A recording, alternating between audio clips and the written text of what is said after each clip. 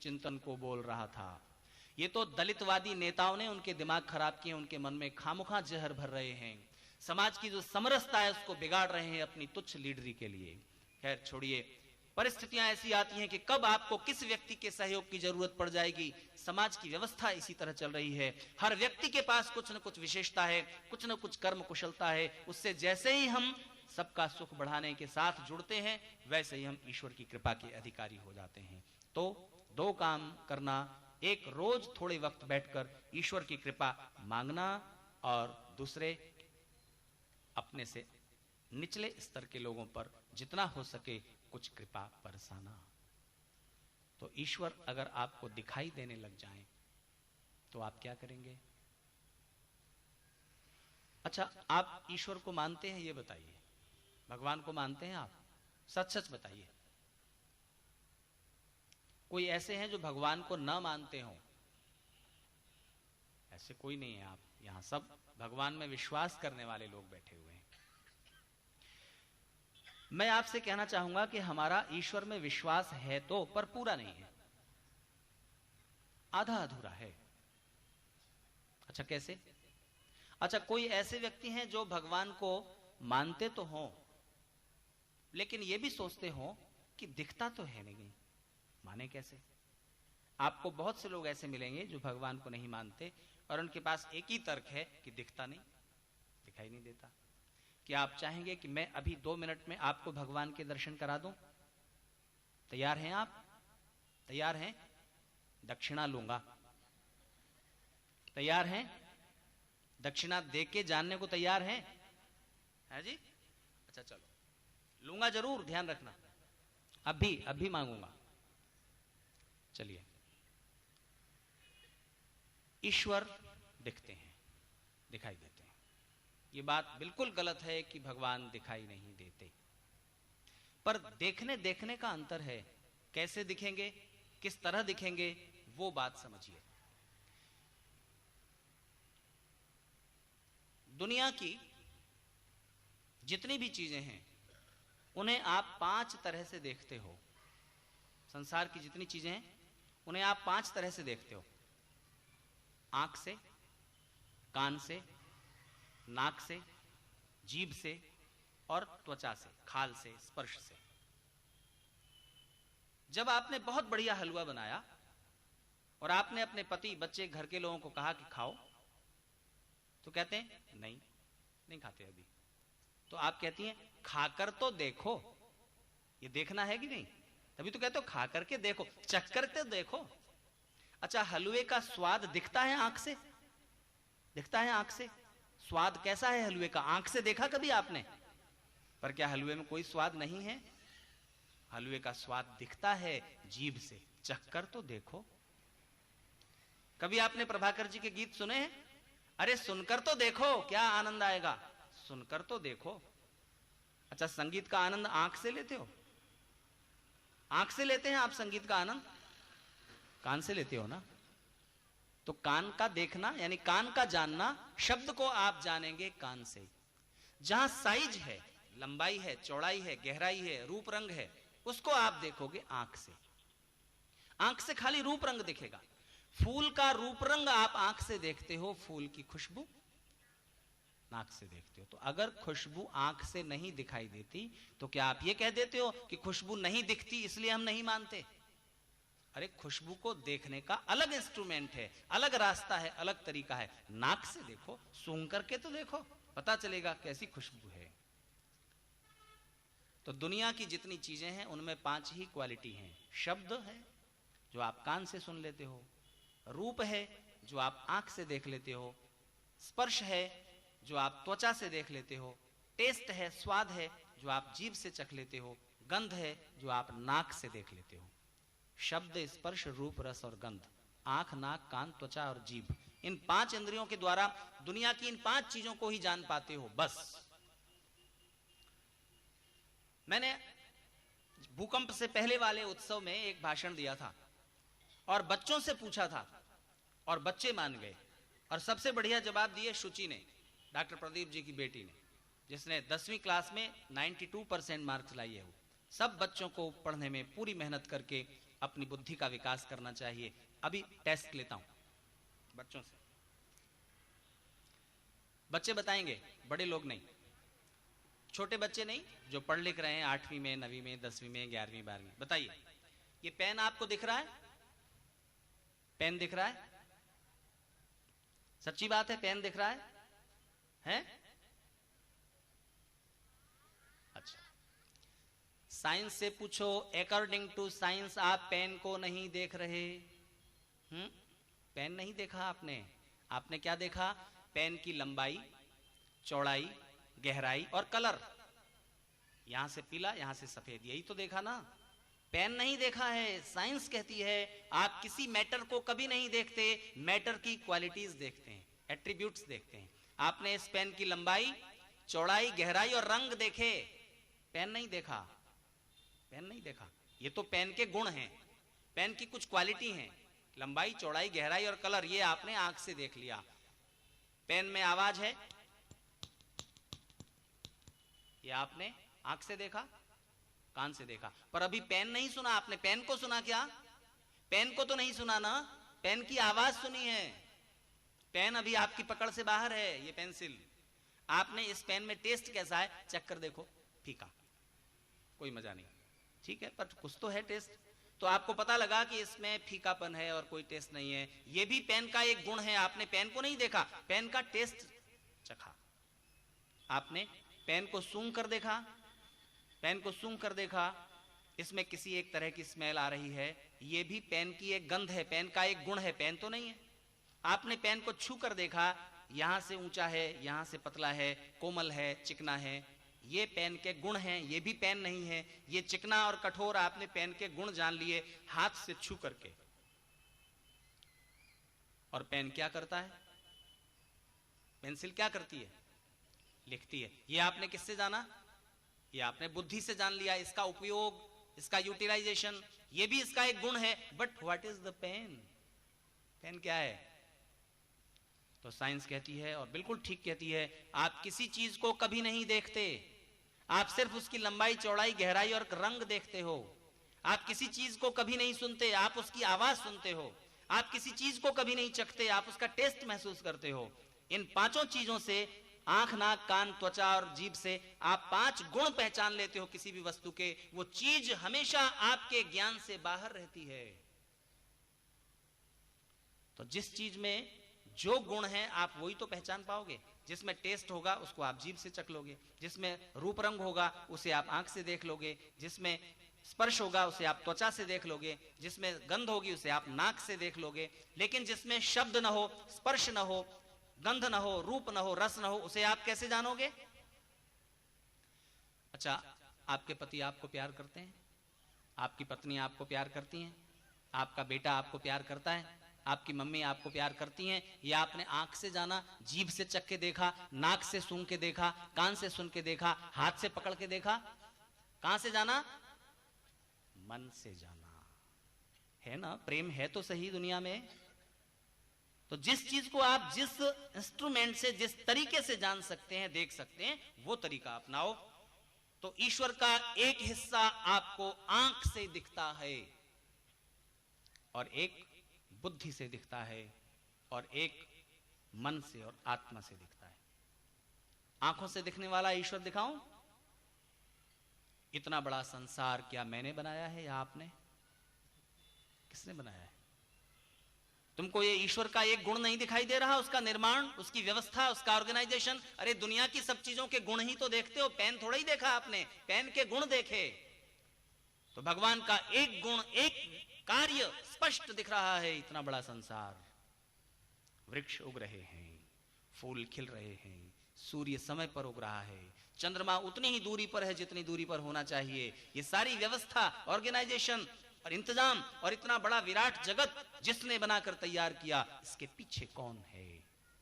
उसका ये विराट कार्य आपको दिख रहा है। ये ईश्वर का एक गुण आपने आंखों से देख लिया। दिख गया ना ईश्वर? एक गुण बुद्धि से दिखता है, उसका न्याय, उसकी दया, उसकी व्यवस्था। और उसका जो आनंद गुण है, वो मन को जब आप आत्मा में जोड़कर प्रार्थना और उपासना में उतरते हो, तब उस साधना पद्धति के द्वारा दिखता है। उस आनंद को आप महसूस कर पाएंगे जैसे ही आप उसकी प्रार्थना और उपासना में उतरोगे। ये बहुत अच्छा है कि ईश्वर उस रूप में नहीं दिखता जिस रूप में आपको ये माइक दिख रहा है, ये खंबा दिख रहा है, ये पेन दिख रहा है, नहीं तो सारी न्याय व्यवस्था और कार्य प्रणाली गड़बड़ हो जाती। एक चीज आपको सुनाऊंगा और फिर बात खत्म कर दूंगा। पहले तो मैं आपसे ये क्लियर कर दूं कि आपका ईश्वर में विश्वास पूरा नहीं है। ईश्वर में विश्वास अगर पूरा हो तो जैसे ही हम कुछ गलत काम करने के लिए हाथ बढ़ाएंगे, अगर हम ईश्वर को मानते हैं और ये मानते हैं कि ईश्वर न्याय करता है और ईश्वर वहां मौजूद है, देख रहा है, ये विश्वास, ये एहसास के तल पर अगर है तो कुछ भी गलत करते हुए ध्यान आ जाएगा, अरे ईश्वर मौजूद है, देख रहा है। लेकिन एहसास तो नहीं होता ना, और हम गलत जो कुछ भी करना है चुपके से करना चाहते हैं और ये भूल जाते हैं कि ईश्वर देख रहा है, तो फिर उस समय हमारा विश्वास, ईश्वर विश्वास खो जाता है। सतत जागरूकता रहे ईश्वर के अस्तित्व की, उसकी सर्वव्यापक होने की, उसकी न्यायकारिता की, उसकी मौजूदगी का एहसास अगर हो तो व्यक्ति, उसके हाथ, उसके पैर, उसकी इंद्रियां गलत कामों की ओर नहीं बढ़ेंगी। जीवन उसका हमेशा धर्मयुक्त कार्यों की ओर होगा। तो एक छोटी सी बात आपको सुनाऊंगा, छोटी सी है, 2 मिनट की। इस समय देश के श्रम मंत्री हैं साहिब सिंह वर्मा। कभी वो दिल्ली के चीफ मिनिस्टर होते थे। दिल्ली एक प्रदेश भी है और दिल्ली में केंद्र सरकार भी है, पूरे देश की राजधानी भी है दिल्ली, और दिल्ली एक प्रदेश भी है, तो प्रदेश की भी गवर्नमेंट होती है। तो प्रदेश की गवर्नमेंट के मुख्यमंत्री जैसे आपके नरेंद्र मोदी हैं इसी तरह साहिब सिंह वर्मा कभी दिल्ली के चीफ मिनिस्टर थे। तो उनके एक बिजली विभाग के मंत्री थे जो बिजली का डिपार्टमेंट संभालते थे।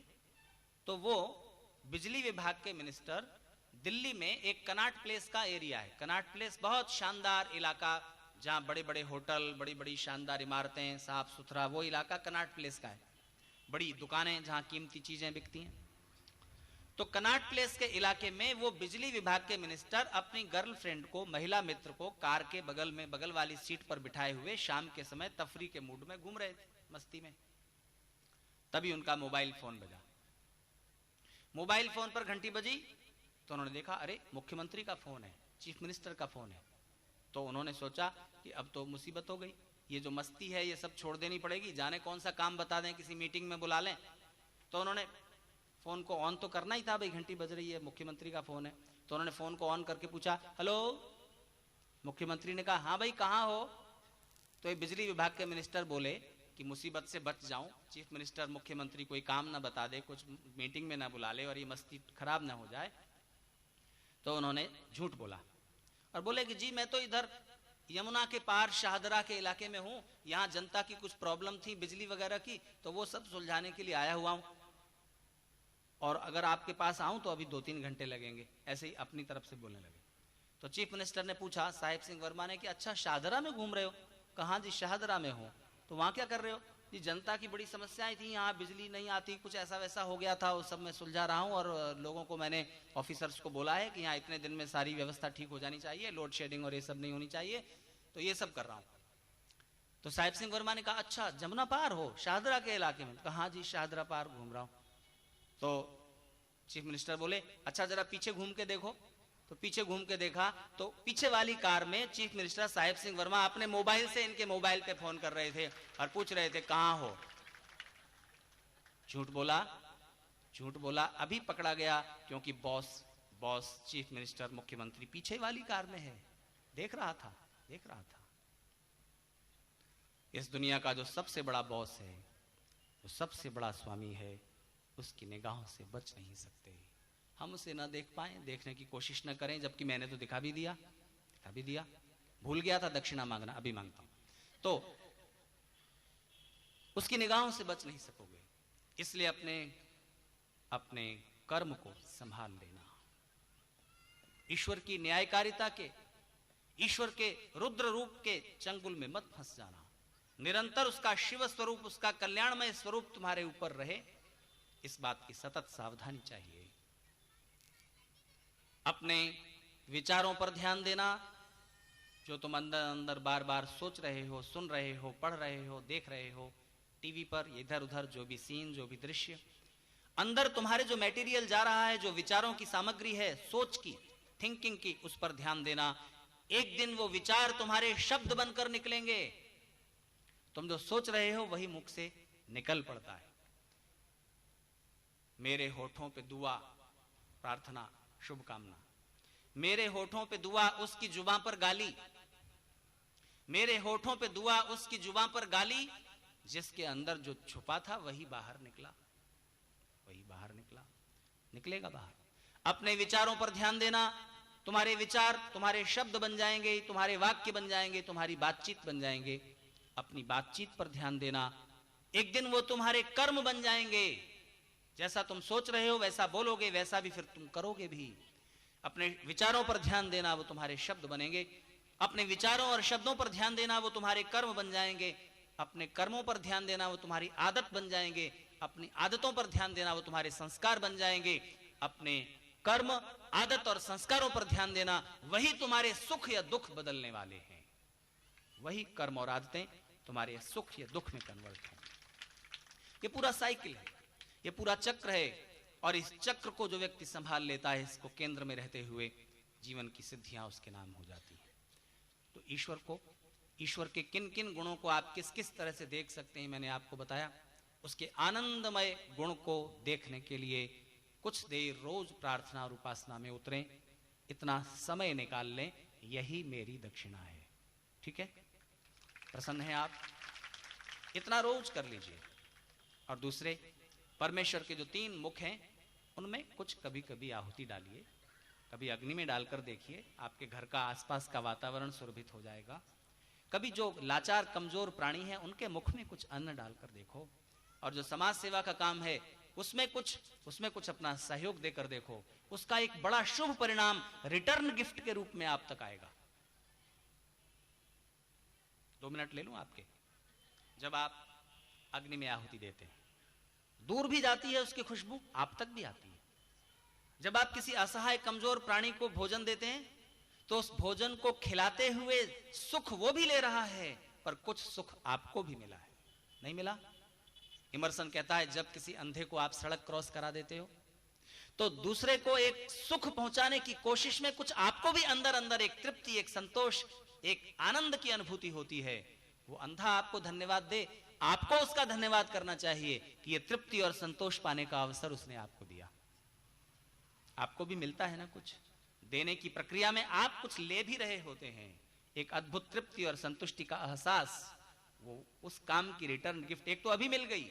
ईश्वर की कृपा से जितनी मात्रा में आपने दूसरों को सुख पहुंचाने की कोशिश की है, उतनी मात्रा में वो सुख आपको ईश्वर की व्यवस्था से कभी बाद में भी मिलेगा। ये दोहरा लाभ है। जैसे ही समाज सेवा के किसी कार्य में दूसरों का दुख दूर करने की प्रक्रिया में आप अपना सहयोग कर रहे होते हैं, आप अपना दुख भूल जाते हो।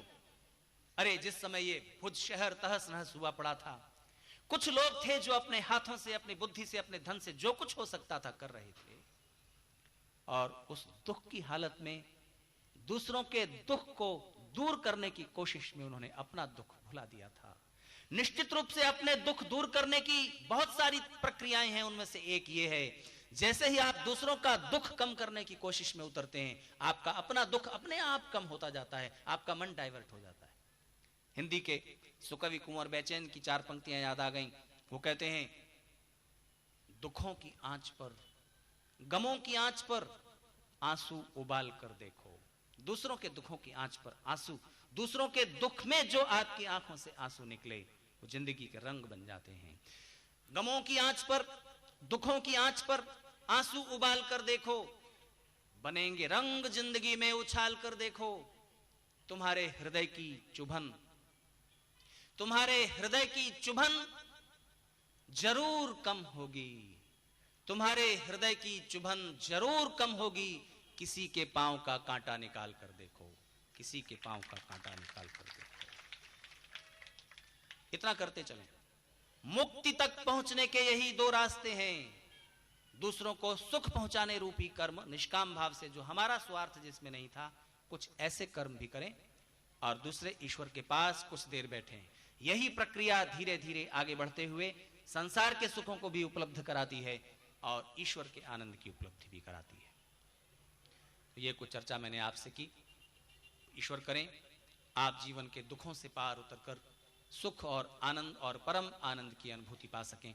इन्हीं सद्भावनाओं और शुभकामनाओं के साथ आज की चर्चा समाप्त करता हूं। ओम शांति पृथिवी शांतिराप शांतिरोषधयः शांति वनस्पतयः शांतिर्विश्वे देवाः शांतिर्ब्रह्म शांति सर्वं शांति शांतिरेव शांति सामा शांतिरेधि। ओम शांति शांति शांति।